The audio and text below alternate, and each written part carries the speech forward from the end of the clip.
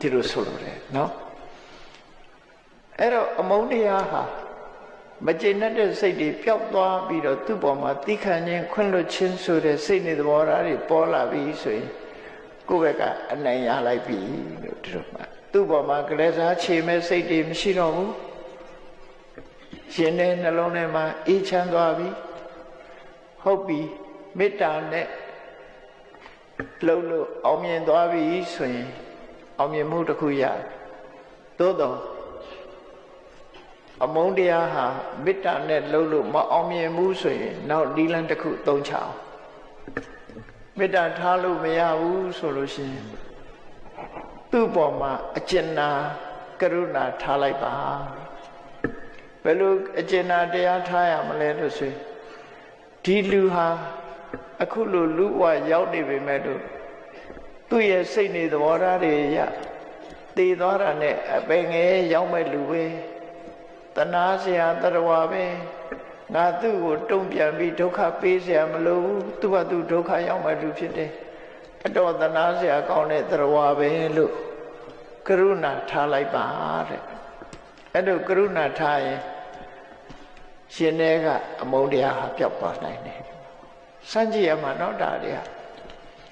အိမ်ပြန်တဲ့အခါမှာလက်တွေ့အသုံးချအိမ်ပြန်တဲ့အခါမှာလက်တွေ့အသုံးချလူတွေကမေတ္တာပွားဖို့ခက်ပေမဲ့လို့ကရုဏာထားဖို့ကြတော့ကိုကအပေါ်စီးယူတဲ့သဘောဖြစ်တယ်နော်အပေါ်စီးယူတဲ့သဘောဖြစ်သည့်အတွက်ကြောင့်တဏှာထိုက်တဲ့ပုဂ္ဂိုလ်တယောက်အနေနဲ့တဏှာပေးလိုက်ပါလို့ဆိုလိုတယ်ပေါ့အဲ့ဒီလိုတဏှာချင်နာတဲ့စိတ်တွေဖြစ်ပေါ်လာလို့ရှိရင်လည်းပဲအမုန်းတရားဟာပျောက်သွားနိုင်တယ်အဲ့ဒီလိုမှမပျောက်ဘူးဆိုလို့ရှိရင်နောက်တနည်းကဥပိ္ပခာထားလိုက်ပါဥပိ္ပခာလို့ဆိုတာဟာဘာလဲဆိုလို့ရှိရင်ချစ်ချင်းမုန်းချင်းကင်းပြီးတော့ကိုယ်နဲ့မသိတဲ့ပုဂ္ဂိုလ်သဘောမျိုးနော်ငါကတော့ငါနဲ့သိတာမှမဟုတ်ပဲကိုဘွားတော့ကလည်းငါနဲ့သိတာမှမဟုတ်ပဲအခုမှတွေးကြတာပဲသူဘာသူဘာပြောသူနဲ့ငါနဲ့သိတာမှမဟုတ်ပဲဆိုတဲ့ဥပိ္ပခာနဲ့ထားလိုက်ချစ်ချင်းမုန်းချင်းကင်းတဲ့ဥပိ္ပခာနဲ့နေလိုက်အဲ့လိုနေလိုက်လို့ရှိရင်ရင်ထဲကအမုန်းတရားပျောက်သွားတယ်အဲ့ဒါနဲ့မပျောက်ဘူးဆိုလို့ရှိရင်ဘာလို့အောင်အတ္တိအမနတိကာရတဲ့၄နံပါတ်ဤစနစ်ကိုမြတ်စွာဘုရား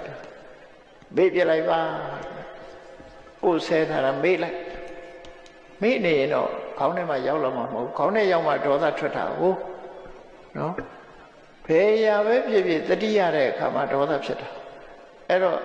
ခေါင်းထဲမှာမထားနဲ့မေ့ပြလိုက်ဘယ်တော့မှစိတ်ထဲမရောက်စေနဲ့ဒီအကြောင်းအရာကိုလုံးဝမေ့ထားလိုက်တချို့ကိစ္စကြတော့မေ့လို့ကိုမရဘူးဆိုတာတွေကရှိသေးတယ်လှသေးတာနော်မေ့လို့ကိုမရဘူး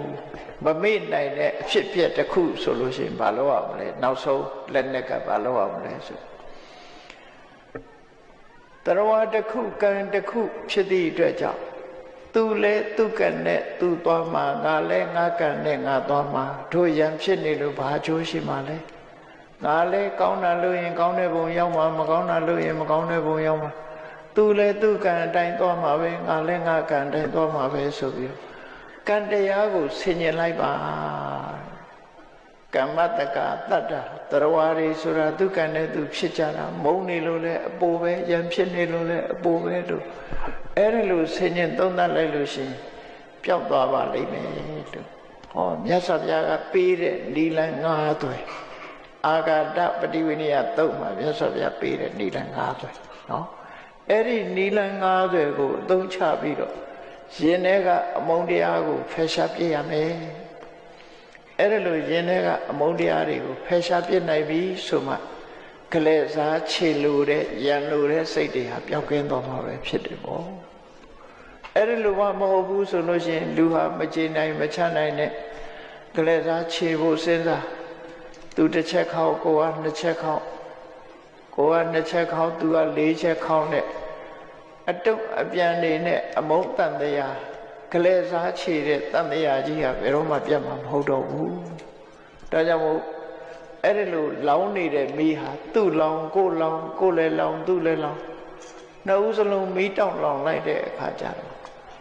ဘယ်သူမှအကျိုးအမြတ်ရမှာမဟုတ်ဘူးအကယ်၍သီးခံခြင်းခွင့်လွှတ်လိုက်လို့ရှင်ကိုယ့်အတွက်လည်းအကျိုးရှိသွားတယ်သူ့အတွက်လည်းဆက်လက်ပြီးတော့ဒေါသမီးတွေမလောင်တော့ဘူးနှစ်ဦးလုံးအတွက်အကျိုးရှိတယ်သူဆိုတယ်